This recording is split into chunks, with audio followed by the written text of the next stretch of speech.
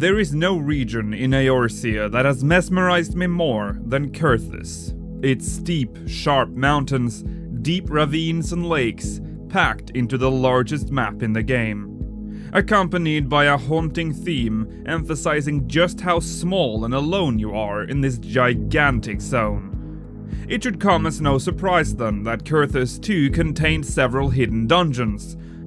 This was probably the easiest zone to hide dungeons in due to its vast size and rugged landscape. In Kurthus' eastern lowlands, just east of Weeping Vale, it stood. The entrance to a dungeon with a very curious name, the Fesse. We know the name of the dungeon thanks to the Lalafell originally guarding the entrance, Wuwutazi. Upon interacting with him, he would tell you, quote, "I've been given specific orders to prohibit all access to the Fesse, using all necessary force. If you value your life, unbeliever, I suggest you withdraw at once." Strong words coming from a potato. The name Fesse is curious because it can really mean two very different things. A fesse could be an ordinary, a broad horizontal stripe across a shield. Now the other meaning is French for buttocks. Well, we're all adults here, so naturally we'll go with the most sensible of the two. Buttocks. Other than the name and the rather aggressive words of the Lalafell, nothing else is known about the dungeon. From what we do know though, it seems like the dungeon might have been linked to some sort of loyalty trial. That, or we've stumbled across Horshafant's playhouse. Too soon? Too soon. Anyways, as we enter the Fesse entrance, I noticed that the initial cave is incredibly long. It takes me a good 30 seconds until I finally reach the invisible wall. This is also where it becomes clear that you're leaving the overworld and entering a dungeon, as the color of the walls differ from the walls on the other side of the invisible wall. With that, I took a deep breath and ventured inside. Unlike the previous dungeons we've explored, the map here immediately switched to the white empty one. Usually I would have to walk for a while to get it to switch. The purplish cave walls remind me of Samael Darkhold. I have a feeling we'll be seeing loads of assets reused in that dungeon. I begin my descent, and I quickly realize that this is going to take a while. The initial entrance tunnel seems to go on forever. All open world dungeons in 1.0 were designed to take you far below ground, as the dungeons were actually stored below the world map. So in order to make large rooms with high ceilings, they had to place them far enough down so that they wouldn't conflict with the open world ground maps. So going by this long descent, we're in for a fairly large dungeon. And after a lengthy descent, I encountered the first door. Open. A dark rumbling sound engulfs me as I step through the door. I'm inside the Fesse. If you're still thinking about buttocks, this video is going to be a struggle to get through, just like the Fesse. Alright, I'll stop. Entering the door, my initial suspicions got confirmed immediately. I faintly remember this room from Samael Darkhold, however I can't remember it ever having railings like these. This room also confirms another fear I had before entering, a second and third opening. Again, if we're to make progress, I have to stick to the linear path. I continue through the opening straight ahead.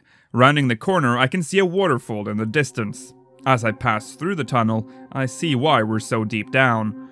A giant open room presents itself to me, though this is more or less the same open room we found in 1.0 Samael Darkhold, with one big change. The bridge you see here would stop abruptly in Samael, requiring you to teleport to the next part of the dungeon.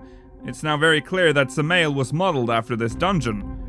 I follow the fenced path through short tunnels, past a waterfall, until I reached the bridge.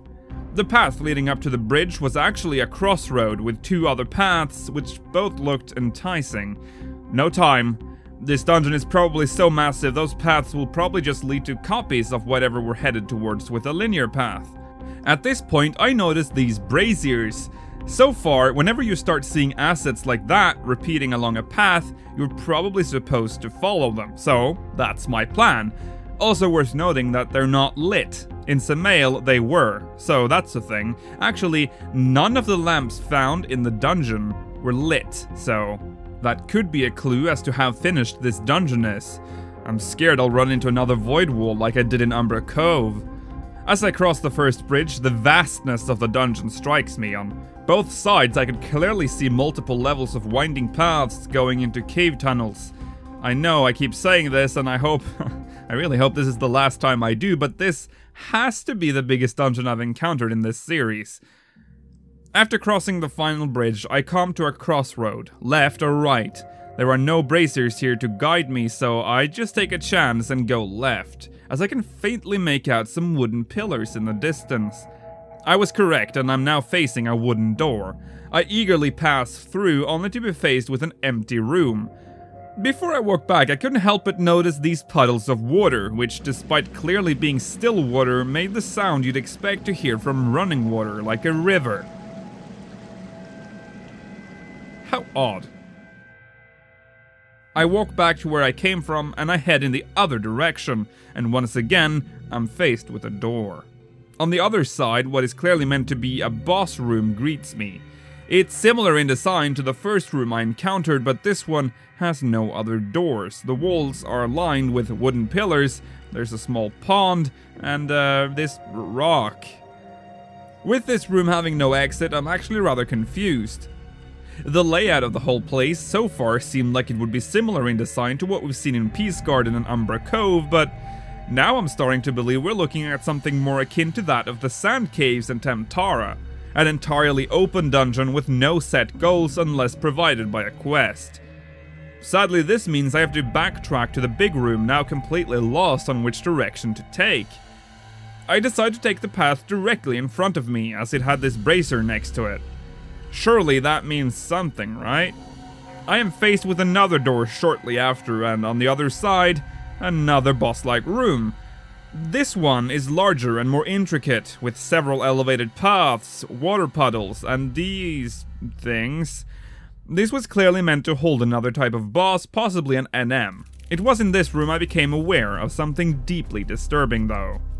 While I was recording footage of the room standing completely still, footsteps could still be heard in the distance.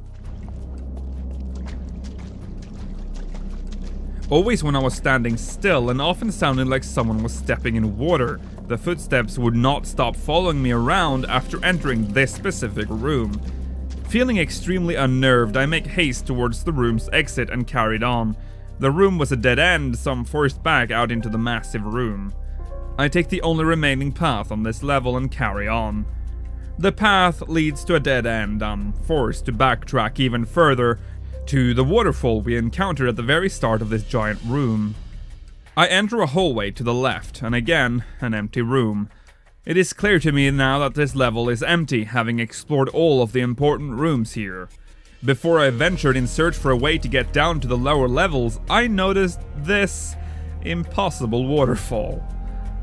I locate another path leading out of the giant room, and it's going down. At the end of the descending tunnel, I'm faced with a choice of left or right. I pick right and follow the path. A room similar to the one I encountered in the beginning of the dungeon rests at the other end, with 3 possible routes. I was originally aiming for the closed door straight ahead, but I couldn't help but notice that the door up to the left is open. I walk up, and I quickly realize that that was a very bad idea. The room that greets me is almost identical to the one I was just in, but with slight variations. Is this the first room I encountered? Am I back to where I started? Not wanting to find out, I went back to the room I came from and passed through the door I initially intended to walk through.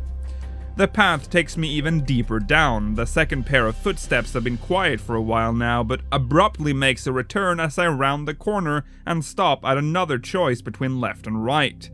I choose left this time, and am delighted to see a slight change in assets as I move further and further down. Water puddles are now lit up, bubbles forming on the surface. I am so deep down in this dungeon, just the thought of having to walk back out of here makes me depressed. In every crossroad I choose whatever path is leading down, and it just keeps going. I take the small side path here just for the lulz, and it goes on for a while, going even deeper, until the path ends here, in this room, with these piles? Two piles of stone and junk, too small to be a boss room, surely. This must have been part of the dungeon storyline of some sort. Back to the main path, and boy does this dungeon drag on, and boy does it go deep. The deepest Fesse I've ever seen. Then, a door. On the other side, the same room we first heard the footsteps in, but this time with more structures in them, and crates. Crates, sandbags, and more of these rock and junk piles. But that's when I notice another door. Not like the others, this door is an iron-barred one. I have seen many doors in this dungeon, but not a single one of them looked like this. As I walked towards the door, the steps that I've heard since the first version of this room changed.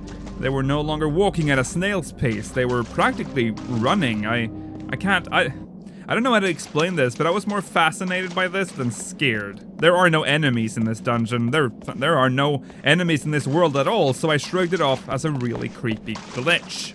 Anyway, I pressed on through the ominous gate, ready for the final boss room, and oh, I was staring at the void.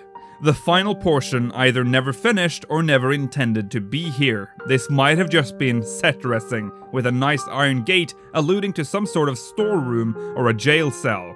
Through the missing wall I could see all the winding paths and the mess that was the Fesse. Master of Rhyme, everyone. That is me. Just as I turned around to return to the dungeon, I spotted what could very well be the source of the footsteps that had been terrorizing me throughout most of the dungeon. This floating head appeared just as I turned my camera towards the dungeon. It quickly disappeared, but it was clearly there. A freaking floating head. I'm glad I only spotted it at the very end of my expedition, because I would have noped out of there immediately if I'd seen it sooner. I'm not sure what it was, but I'm just going to assume it was a freaky glitch, as it did not appear when I revisited the dungeon for some B-roll footage.